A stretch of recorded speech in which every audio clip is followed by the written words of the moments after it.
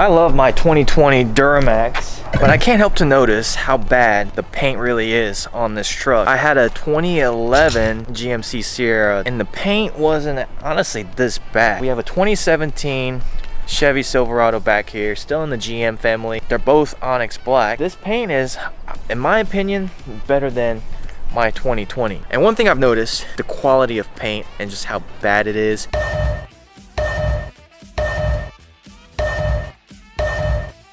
Not in terms of like the orange peel, but the way it withstands rock chips. Now, when I bought this truck, luckily my whole front end has paint protection film, so there's really no rock chips on my bumper.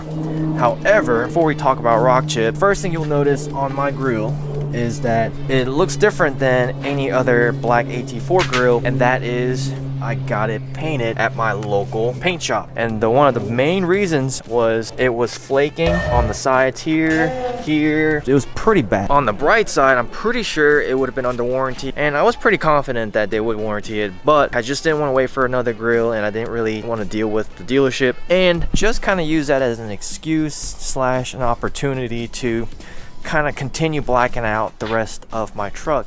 And in my opinion, blacked out grill looks way better, and it actually matches the overall theme of this truck better than black chrome that it came with. Also got this right here painted as well. If you are thinking about doing that, keep in mind that it is black chrome, meaning underneath black chrome is actual chrome. So the body shop that worked on my truck told me that it was pretty much twice the work of regular chrome because they had to sand down the black chrome on top. And then once they did that, it was the actual chrome, and then they had to sand that down as well. So they said it was a lot of prep work and a lot of work, and I know a lot of shops don't mess with chrome at all just because of the durability. Grill turned out really good.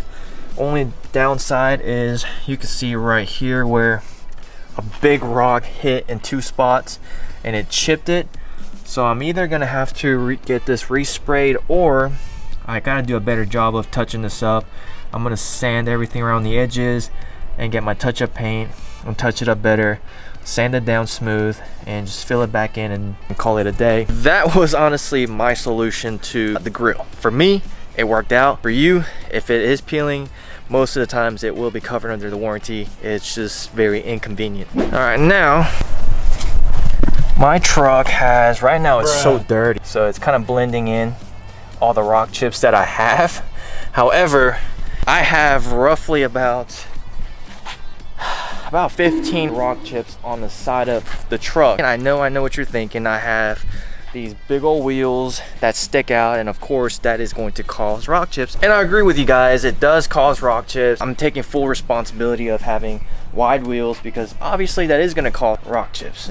I mean, that's a fact. The thing is, before this setup that you guys are seeing right now, it was on a 5-inch lift, 24 by 12, 37-inch tires. The wheels didn't stick out as much as what I have now. A few times that I've driven this truck on any kind of gravel roads, small gravel hitting the side of the door, it left rock chips every single time. One time, pick up the gooseneck that we were borrowing, we had to drive on the gravel road, and I heard like 1 or 2 rocks hit the side of the door. Didn't think anything of it, and I was driving really slow. I was driving up 10-15 miles an hour. The next thing I know, I had rock chips. The next time I had traveled to Tennessee to see my family, drove on a gravel road, heard a couple of rocks hit it. I was driving really slow again, there are rock chips. The reason why I'm kind of disappointed with that is I had a 2011. That truck had the same exact stance as what you're seeing now. Honestly, that truck didn't have near the amount of rock chips that this truck was getting. I would hear the rocks hit the side of the door on that truck. I would go outside and look. It didn't actually leave a rock chip at all. It was a lot more durable. Now, that's not entirely GM's fault. We can all thank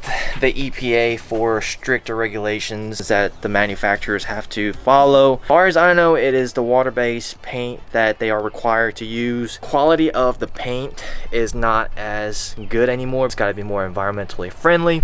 All right, so enough about my truck with rock chips. Let's talk about my dad's truck with rock chips. Bought a 2021 Duramax. Within 5,000 miles, mostly highway driving, I noticed like 2 or 3 rock chips on his bumper already. And I was honestly really disappointed because you spent $80,000 on a truck and you get rock chips that easily driving on the interstate.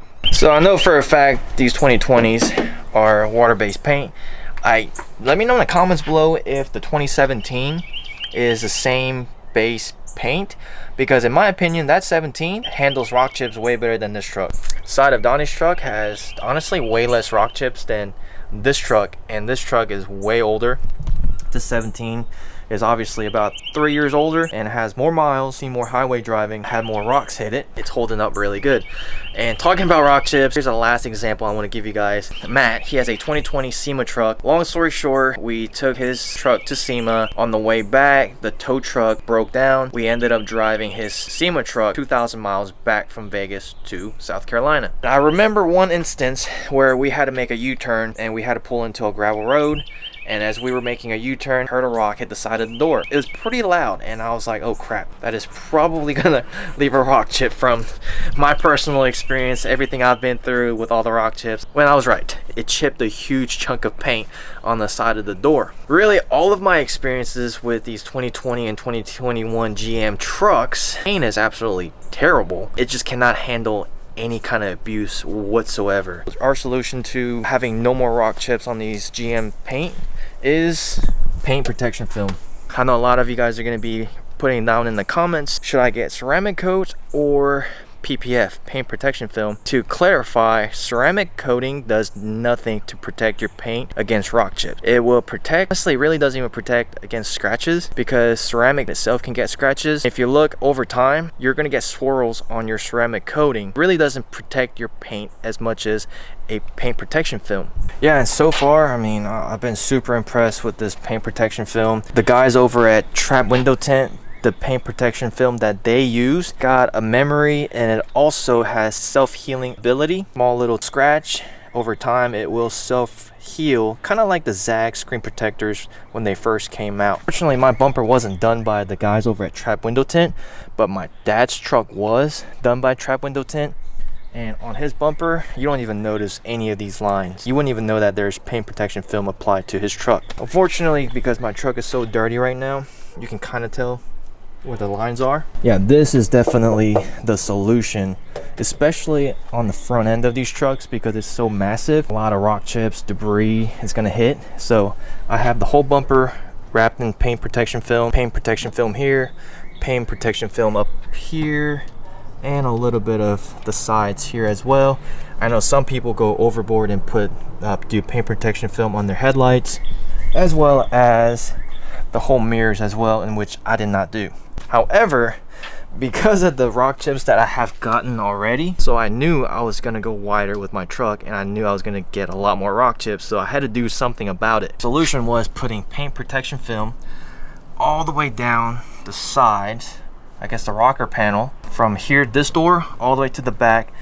Even got a little bit of coverage here. And no, we didn't do it back here because GM does this little funky whatever. I got the PPF all the way through back here, so all of this is covered, and it will actually protect it from rocks.